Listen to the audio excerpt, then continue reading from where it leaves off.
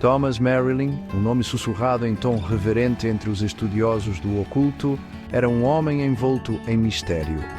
Alquimista, ocultista e, segundo boatos, conselheiro da Rainha Elizabeth I, no século XVI, a vida de Merlin era uma tapeçaria tecida com partes iguais de fato e lenda. Seus escritos, muitas vezes enigmáticos e carregados de simbolismo, sugeriam um mundo além do véu da percepção comum, um mundo repleto de criaturas, de mitos e magia. Um nome aparece repetidamente nos diários de Merlin, entrelaçado com sua pesquisa sobre o mundo oculto.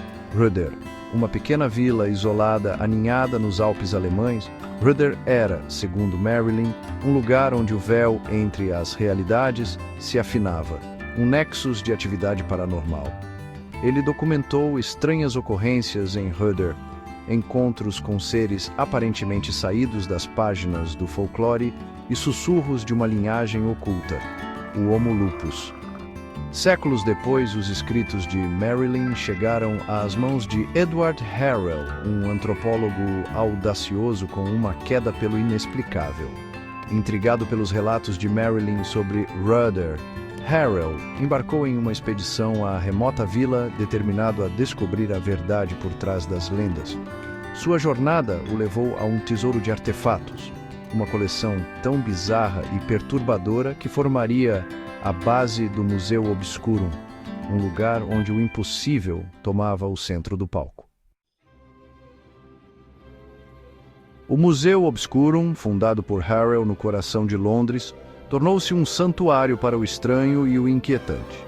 Abrigava artefatos desenterrados de Röder, cada objeto uma peça de um quebra-cabeça, que insinuava uma história oculta do nosso planeta.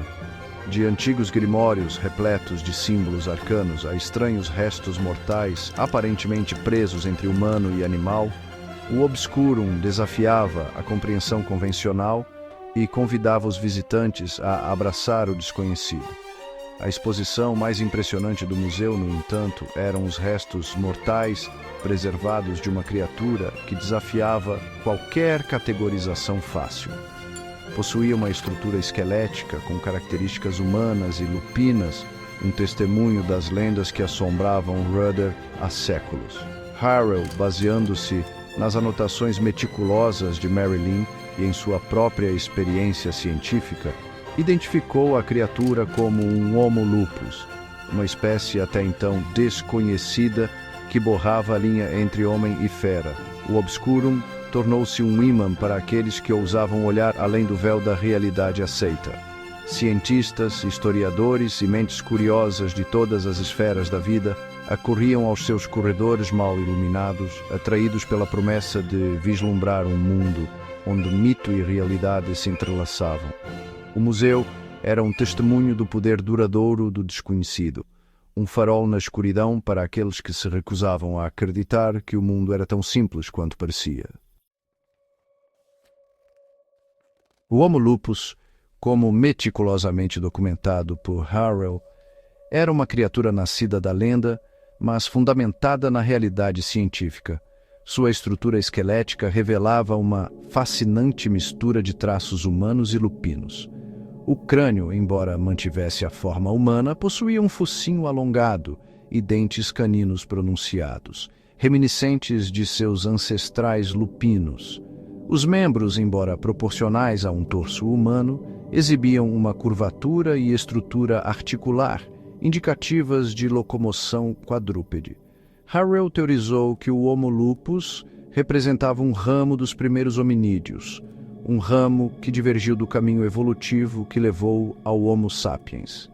Ele propôs que uma rara mutação genética, possivelmente desencadeada por fatores ambientais, presentes na região isolada de Röder, levou ao desenvolvimento de suas características lupinas únicas. Essa mutação, ele postulou, se manifestava não apenas em sua forma física, mas também em seu comportamento, imbuindo-os de sentidos aguçados, uma ferocidade primitiva e uma profunda conexão com os ciclos lunares.